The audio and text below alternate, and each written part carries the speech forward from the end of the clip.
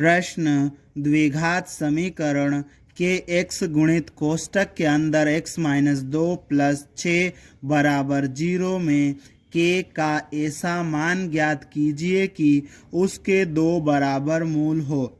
इस प्रश्न में हमें ये जो द्विघात समीकरण दिया है इसमें k का ऐसा मान ज्ञात करना है कि उसके मूल बराबर हो। ठीक है, तो इस प्रश्न को हल करने के लिए हम लिखेंगे हल दिया है और उसके बाद में ये जो द्विघात समीकरण दिया है इसको हम यहाँ पर लिख लेंगे। ठीक है, और इसको आगे थोड़ा सा हम सोल्व कर लेंगे। ये जो kx है ना कोष्टक के बाहर चिपका हुआ मतलब गुणा में है, अंदर जाएगा तो इस x के साथ में और इस -2 के साथ में गुणा करेगा। ठीक है, तो kx का गुणा x के साथ में करेंगे तो kx का वर्ग हो जाएगा।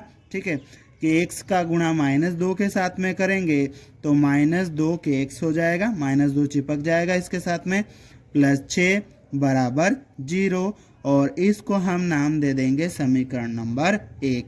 अब ये जो हमें समीकरण 1 मिला है ना, इस समीकरण 1 की मानक द्विघात समीकरण से तुलना करेंगे और ABC के मान निकालेंगे। ठीक है, तो इसके लिए लिखेंगे समीकरण 1 की ax का वर्ग प्लस bx प्लस c बराबर 0 से तुलना करने पर।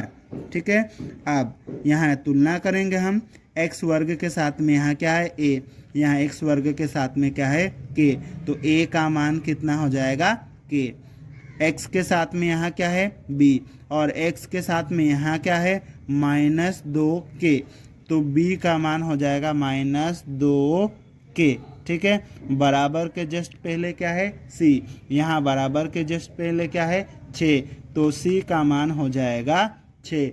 इस प्रकार हमने a, b और c का मान निकाल लिया है।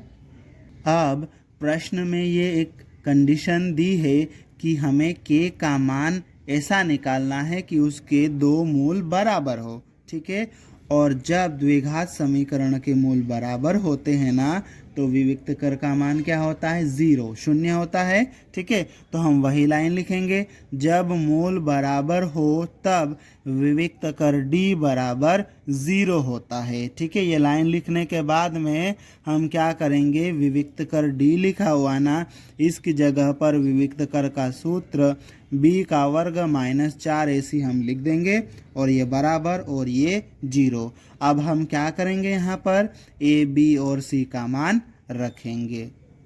अब b की जगह पर b का मान हम रखेंगे, b का मान कितना -2 के, तो इस b की जगह पर -2k रख देंगे और b का वर्ग है तो इस पूरे का वर्ग हो जाएगा, -4 गुणित a का मान कितना है k, तो यहाँ k रख देंगे, फिर गुणित c का मान कितना है 6 है तो यहाँ 6 रख देंगे बराबर 0। ठीक है, अब देखो माइनस का वर्ग प्लस हो जाएगा, 2 का वर्ग 4 हो जाएगा, k का वर्ग k वर्ग हो जाएगा, मतलब इस पूरे का वर्ग करेंगे तो प्लस का 4k का वर्ग हो जाएगा। ठीक है, अब आगे ये माइनस लगा देंगे हम और इन सब का गुणा नहीं कर रहे हम। ठीक है, गुणा क्यों नहीं कर रहे, क्योंकि इसमें से कॉमन आने वाला है। क्या कॉमन आने वाला है, तो यहाँ पर देखो 4 दोनों जगह है, 4 भी कॉमन आएगा, यहाँ k दोनों जगह है तो k भी कॉमन आ जाएगा। ठीक है, इसका मतलब यहाँ से क्या कॉमन आ रहा है, 4k कॉमन आ रहा है। ठीक है, 4k अगर कॉमन जाएगा तो देखो यहाँ से 4 कॉमन चले गया, k का वर्ग है 1k गया तो 1k बच जाएगा, फिर ये माइनस का चिन्ह, 4 और k कॉमन चले गया तो यहाँ क्या बच जाएगा 6 बच जाएगा। ठीक है, और बराबर 0। ठीक है, अब यहाँ पर ये 2 टुकड़े हो गए हैं। ठीक है, गुणा में है तो ये 2 टुकड़े हैं, अब इन दोनों टुकड़ों को हम 0 के बराबर रखेंगे और सोल्व करेंगे। अब हम यहाँ पर ये जो पहला वाला टुकड़ा है ना 4k, इसको 0 के बराबर रख देते हैं, फिर या लिखेंगे, और दूसरा टुकड़ा है k - 6, इसको भी 0 के बराबर रखेंगे। ठीक है, यहाँ से k का मान निकालना है तो k के साथ में ये जो 4 गुणा में है ना, ये इधर आएगा तो बटे में चले जाएगा, तो k बराबर 0/4 हो जाएगा। ठीक है, और 0 में 4 से भाग देंगे तो k का मान कितना आएगा, 0 आ जाएगा। ठीक है, तो k का एक मान मिल गया। ठीक है, फिर या करके हम लिख देंगे और उसके बाद में इधर सोल्व करेंगे।